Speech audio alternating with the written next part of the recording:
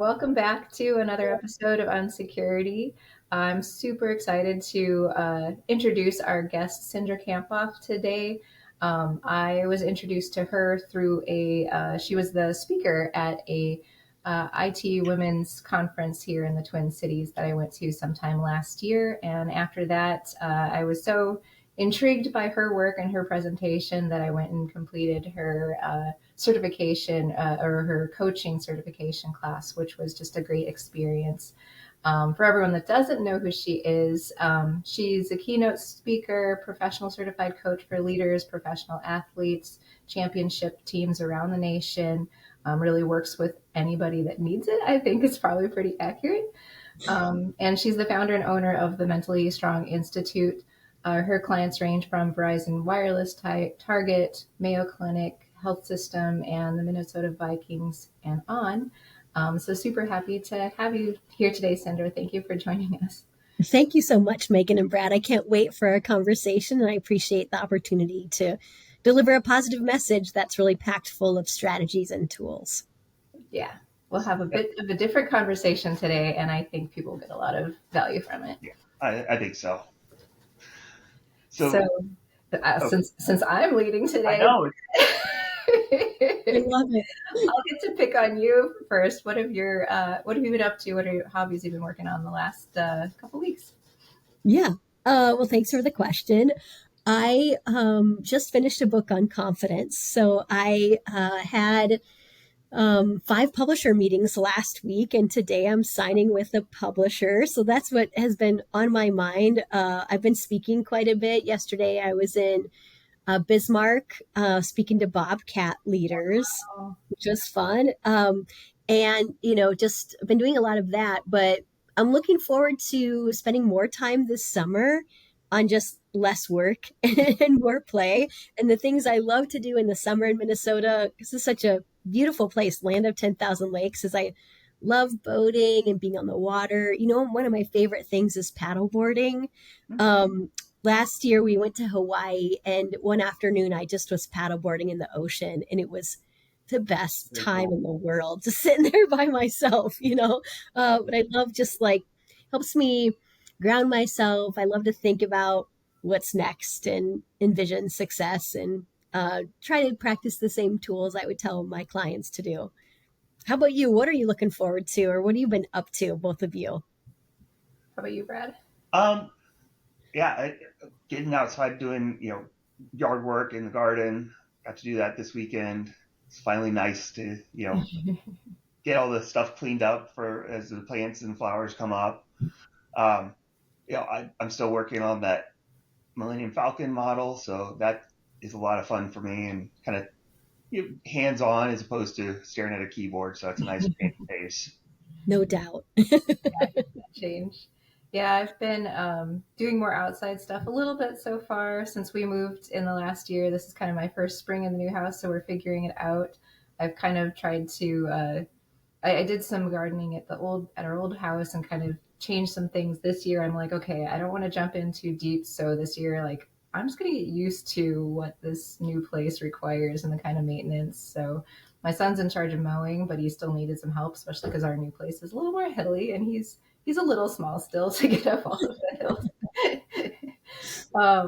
But then I also bought myself some new succulents because I killed several over the winter, but not too long, so that was nice. And my dad actually got started doing bonsai for a while, so I have a whole bonsai that's leafing out and everything. So I'm kind of playing with how do I shape its growth a little bit this year. So this year I'm going to attempt it and then call my dad and be like, so how did I do?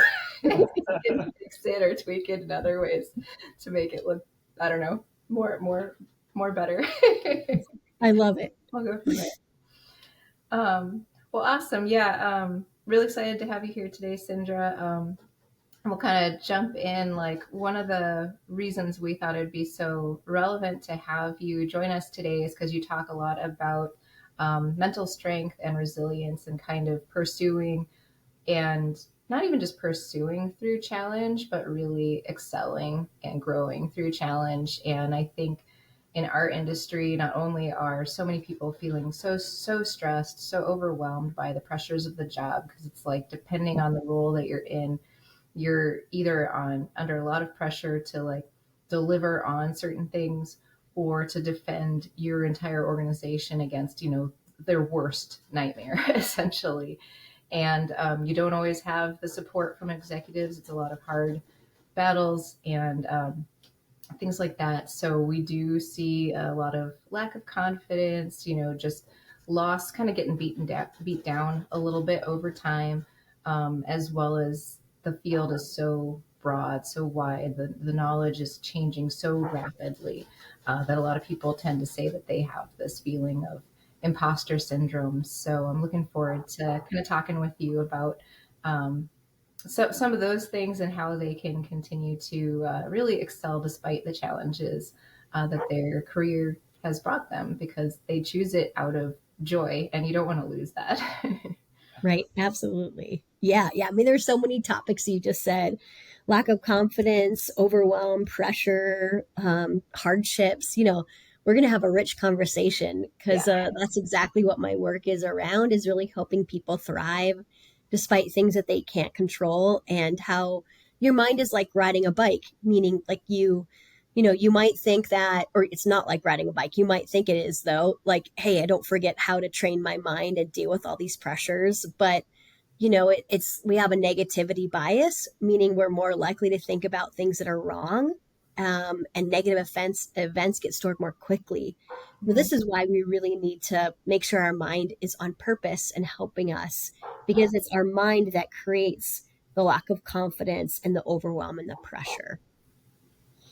Yeah.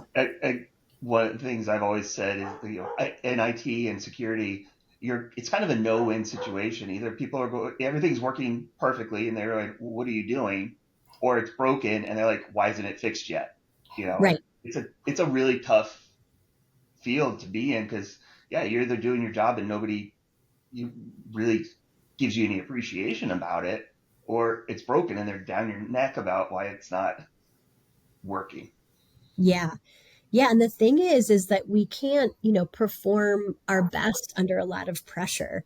And pressure is a future-based emotion, so meaning we feel pressure when we're focused a lot on the future, and when the outcome is important to us and the outcome is uncertain and we feel judged by the outcome. And in each of those three statements I just said, it's like the outcome is our focus.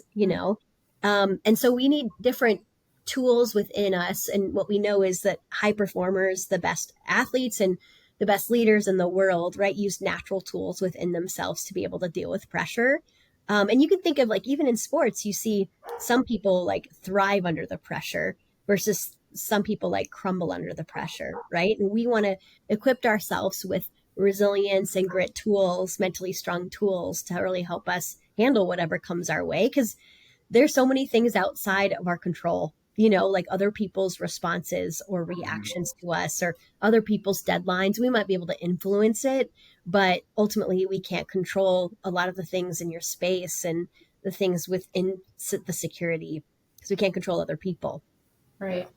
I Yeah. mean, and a lot of these tools, not just for work, right? It really does apply to your home life as well, and that's what we say. That what you do at home is what you're going to do at work. It goes both ways.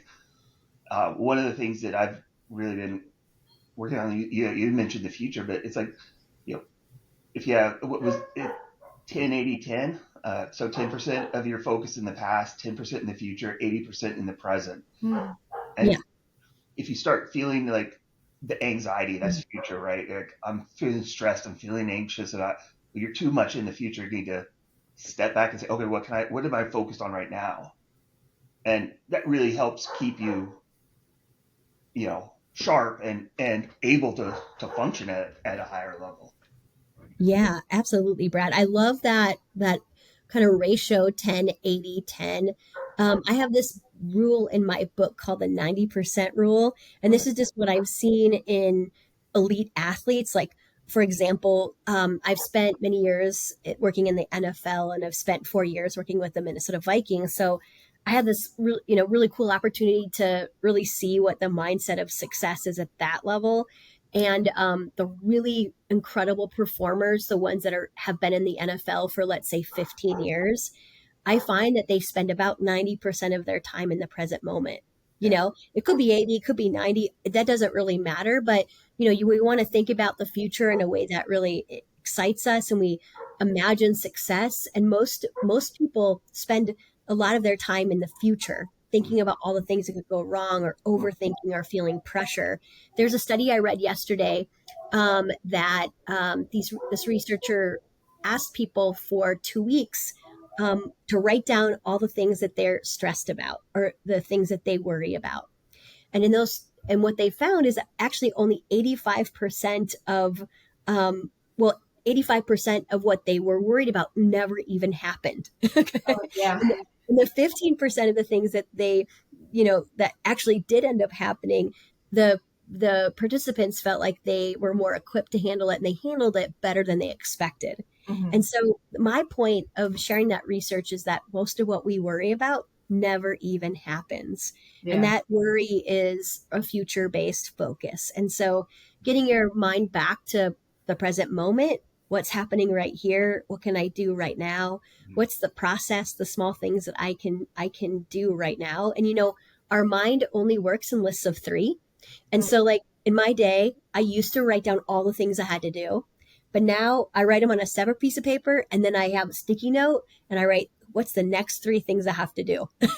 And what happens is it really helps you stay in the present. And so you're not so like overwhelmed. And that's a really easy strategy that you can use, or even write down, what's the one thing I have to do right now? Mm-hmm. Look at it every time you get refocused on the future or the past. And that's where like mindfulness comes in. You've probably heard of that kind of concept. Is what mindfulness really means is like just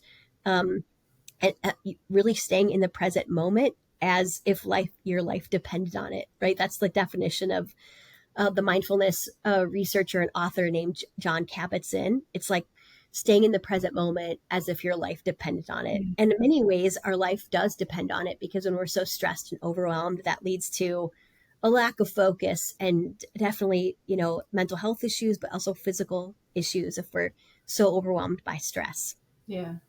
I like that a lot, because I know, like, now, but also when I was a system administrator too, like, that I would just get in these points where I would be stuck, because I would have like the big projects that took a lot of time, but also the really, urgent demands of the help desk tickets that keep coming in from various users. And it's like, you can't ignore either problem. If all you do is solve help desk tickets every day and try to be completely prompt all the time, then you're never going to get to those bigger projects. And sometimes you just get to this point of like, like, what do I need to work on right now? And just writing it down. Yeah, sometimes it's a massive list, and that can feel really overwhelming. So I like that tip of just like 3 things, or even just the top thing. And that helps me now. I do that a lot. It's like, try to prioritize it. But yeah, I have to keep slimming down that immediate to-do list, because otherwise you can be like, even if you slim it down, you can be like, well, I still have 10 things I have to do today. Not helpful. Smaller. It's okay. You can only do one thing at a time, really. Yeah, so that's been definitely really helpful for me. It's, Um, it's interesting to hear you say it, because one of the things that I feel like I thrive under that chaos. yeah. I'm one of those people that the world is burning, from an IT perspective, and I'm just like, okay, and able to stay calm and do that. And, it's just one of those traits that I'm very happy I have. Because, yeah, it doesn't, it's like, it's so It doesn't. present. Okay, I've done everything I know I could do to get to this point to prevent it from happening. Something's going to happen. What do I need to do to fix it? I'm not going to worry about the outcome that I can't control at this point. It's just what is happening right now. Mm-hmm. Yeah, it is Yeah, and I just. think, go ahead, Megan. I say it is. It's just different. Everyone is kind of wired differently. It's a funny comparison, but so like back many years ago, like 20 years ago now, like I played what was it, Final Fantasy 11 online, and even my mom played and my brother played and I met other people through this.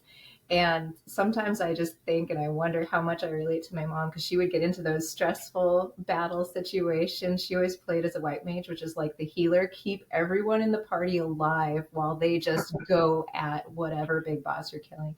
And That's it awesome. was so stressful for her. She would come out and she'd be just like, ah. It was just like a total freak out moment for her. And other people, you can just see, yeah, they're in the zone. They're just like, this. I got to keep this person alive and just keep going. And they just flow through it. Yeah. So, I mean, it's definitely some people like thrive under pressure, right? And I think when we go back to confidence and imposter syndrome, when you have more confidence in your ability, that definitely helps you thrive under pressure. Um, Imposter syndrome, how it's defined, is a psychological pattern where we doubt our accomplishments and sometimes feel like a fraud.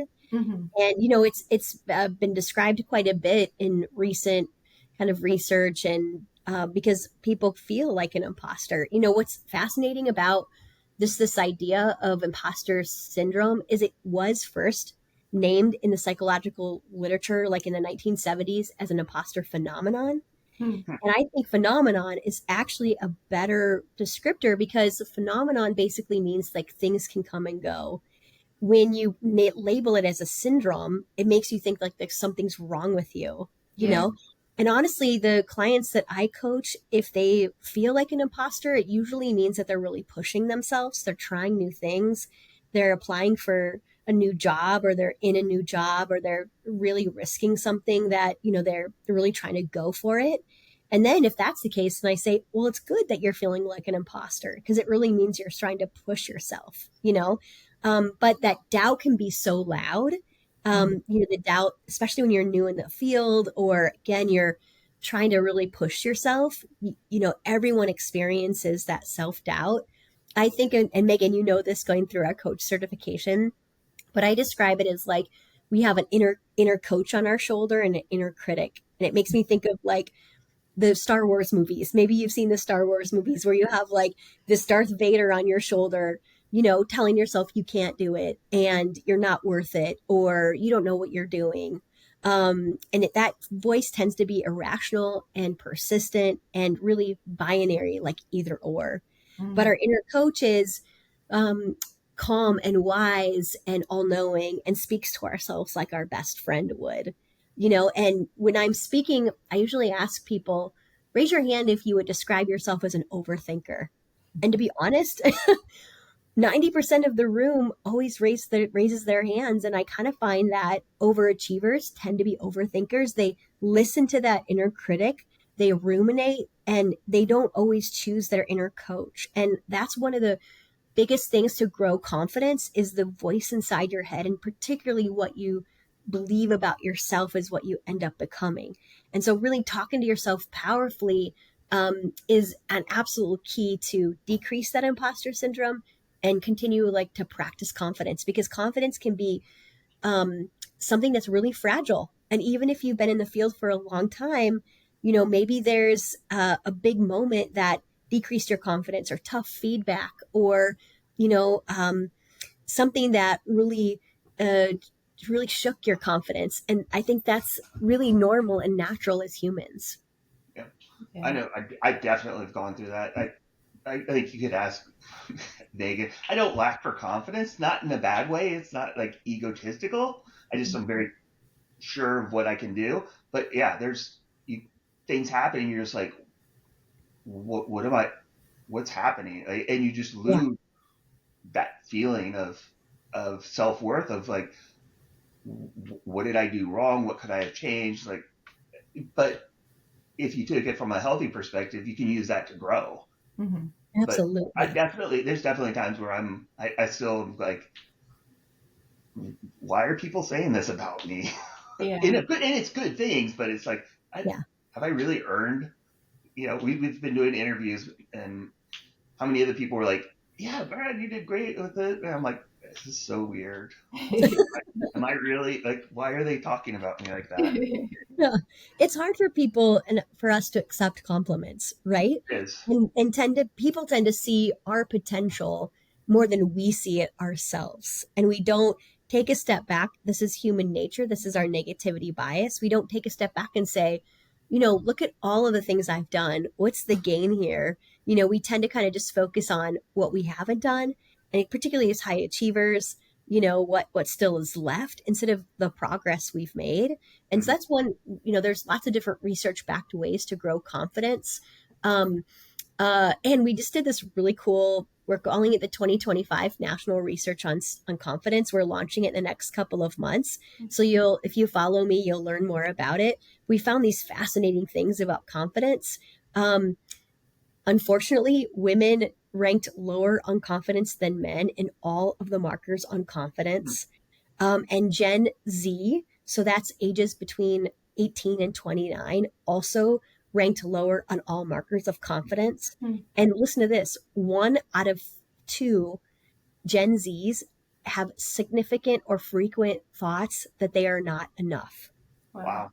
Yeah, which is really scary, right? And just shows Yeah. you, I think, the impact of COVID and impact of social media on confidence and believing they're not enough. But it's particularly if you are a Gen Zer or if you manage a Gen Zer or work with a Gen Zer, it's like you have to really be intentional about building your confidence. And the great thing about confidence is it is something that you can grow in. It's a skill, it's a decision in the moment, it's a belief in self, but it's also a feeling. And sometimes we overthink the feeling. Like, let's say we have a big project coming up or a big presentation coming up and you're starting to feel a little anxious. People think that that means you're not confident or you don't believe in yourself. But that feeling of confidence can come and go, right? That's not very stable. And so we just have to make sure we don't overthink the feelings of a lack of confidence or anxiety, right? You can still believe in yourself and you can still remind yourself of all the things you've accomplished and how you're prepared. And we have to take control of that confidence or we crumble under pressure. Yeah. Don't you have kind of a formula or something like that for confidence, Cindra? I know that's come to mind a few times, and I was kind of blown away by that. Is it like thoughts or beliefs plus? Oh, yes. Yeah. Yes, yeah. I think what you're referring to is I like using this acronym called TFA. I think Mm. that's maybe what you're referring to. I have lots of different other acronyms, so if you're thinking about a different one, let me know. Yeah. But what what I'm thinking about here is like how our thoughts lead to our feelings and then lead to our actions. Mm-hmm. And if we want to feel differently, we can choose different thoughts, right? And I think that's really powerful to know that, like, okay, if I'm feeling really anxious right now, let's take a look at, or if I'm feeling really overwhelmed, let's take a look at what are the thoughts that are leading me to feel really Mhm. overwhelmed, right? And Yeah. it's usually like, I have too much to do. I don't know where to start.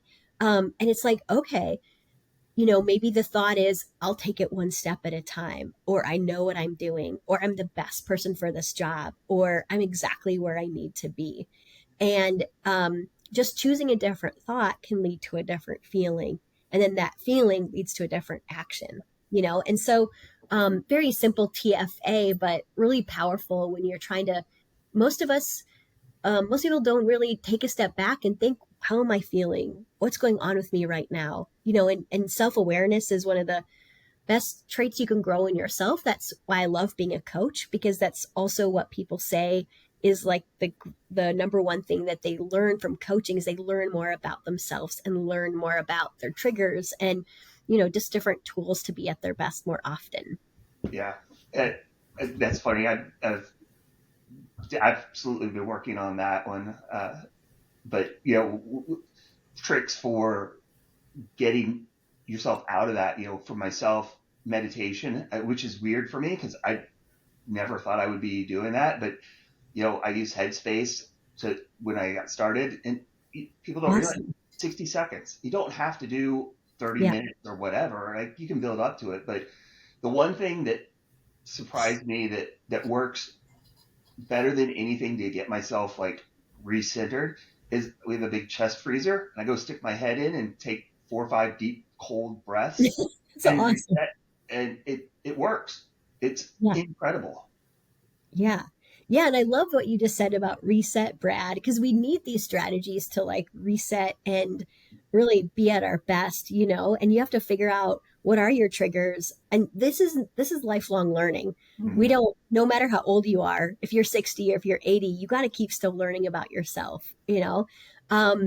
And the other tool I was thinking, Megan, you were asking about is a tool that I call Learn, Burn, Return.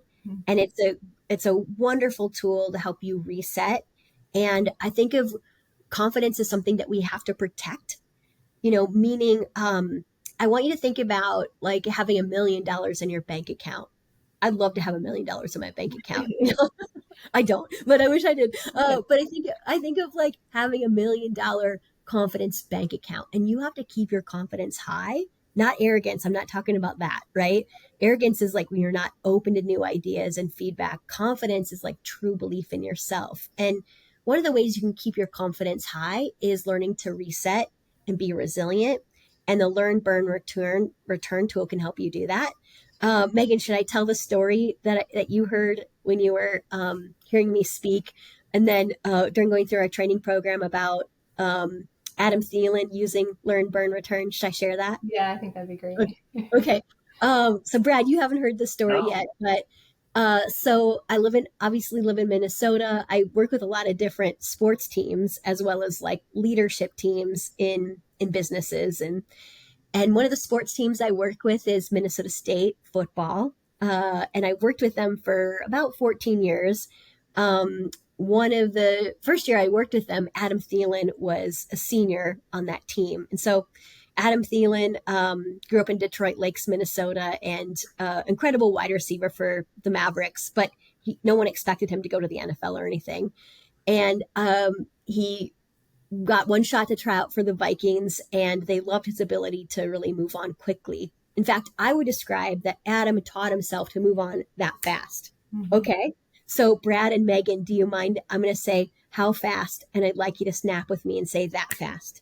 All right. Can you give that a try? Yes. All right, ready? How fast? That fast. All right, so he makes the Vikings team, and then becomes our leading wide receiver, like several years into being on the Vikings team. And he in a playoff game against the Saints, he fumbled the ball right away at the beginning of the game, and he went over to the sidelines after the fumble, and he kind of put this kind of his fist kind of by his cheek right here and pushed it down. Okay, like no one knew what he was doing, besides I knew, because it was something I had taught him and something he had working on, just to kind of let go of the fumble or the mistake and get back to the present, right? And next drive, he's right back in that fast, right? And he catches this 43-yard catch over his head, which ended up helping the Vikings win the playoff game, which is so exciting. And afterwards, this ESPN reporter went up to Adam and said, Adam, what did you do to move on so quickly? Because there's so much pressure on a wide receiver in a playoff game. Like, what did you do? And he said, well, I was pretending to flush a toilet. Okay. Mm-hmm. And the next day in ESPN, there was this headline that said, mental coach taught Vikings Adam Thielen to flush away his mistakes. And I'm like, come on, that's how I get a headline in ESPN, flushing a toilet. It's a great like visual. I know when you tell Yeah. the story, it's like not something you forget easily. So it's nice. Not something you forget. Yeah. And ultimately what he was doing was this Learn, Burn, Return tool. So you can use this anytime you're overthinking, or anytime you're ruminating, or you have experienced a setback and you're overthinking it. And so the first step is you just learn. You ask yourself, what would I do differently next time? Right? So that's what Adam went on the sidelines. He said, what would I do differently next time? But then once you take the learning, the lesson, you got to move on, and you can't keep on thinking about it over and over again, or you decrease confidence, And so asking yourself, what did I learn? What would I do differently next time? Trying to think objective about it, because you are not your mistakes or disappointments, right? Zig Ziglar said, failure is an event, never a person. So important. And then the burn is that you choose your own phrase or action. And if you want to choose the same one every time you're overthinking, because what it does is it strengthens a new neural pathway every time you move on. Like I would describe myself as a Yeah. recovering overthinker. Yeah. Okay. Because I used to endlessly overthink. So for example, you could channel your own inner Adam Thielen and you could just flush it, or I say, how fast? That fast. Or if you're a Swiftie, you might say, shake it off, Uh-huh. but choosing the same one every time helps you move on. And then the return means that you build yourself back up. And most people, they learn, they don't burn, and they definitely don't return. They don't think to themselves, I got this. I know what I'm doing. I'm the best person for this job. And they tend to, when there's setbacks that happen, they don't build themselves back up. And this is so important for confidence, is to reset and move on quickly. Yeah.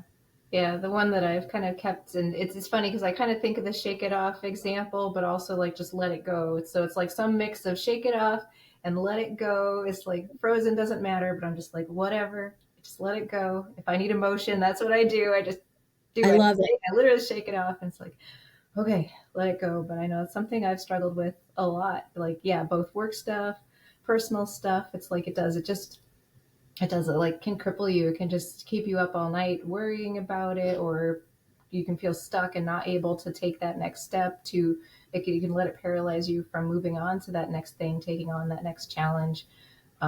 Going back to that person that maybe was really challenging to have a conversation or you got bad news from, and not you can just give up kind of trying to move forward. So yeah, it's Yeah, like you don't want to do that. You got to keep taking them on. Otherwise, yeah, it's like don't let those outside, just one-off things that happen stop you from continuing to be the person that you want to be. absolutely. Nicely said, Megan. Right. And we can certainly do that where we overthink things or let setbacks define us. And then, effectively moving on helps protect your confidence, helps you not experience fear of failure as much, and it allows you to move on so that you can really be at your best and continue to take risks in your career, which you need to keep thriving. Yeah. Yeah, it looks like we're coming up on time, so we Yeah. better wrap it up.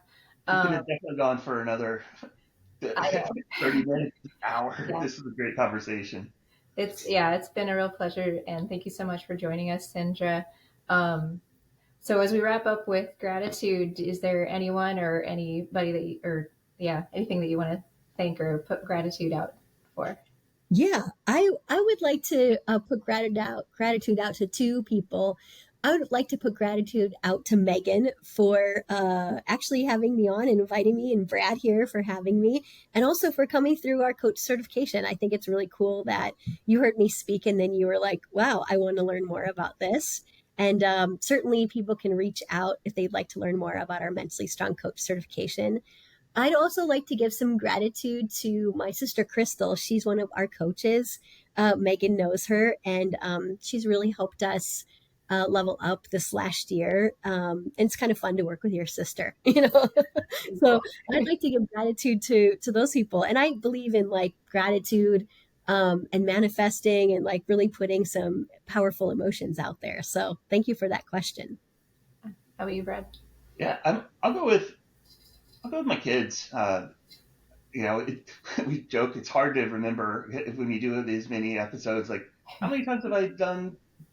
But no, my oldest is just a huge help. She's taking a gap year, so she's helping drive and chauffeur the other two around. And middle kid is doing great in school, and youngest is, yeah, is just doing great, and it's fun seeing them grow up. So I'll give a shout out to my kids. I love it.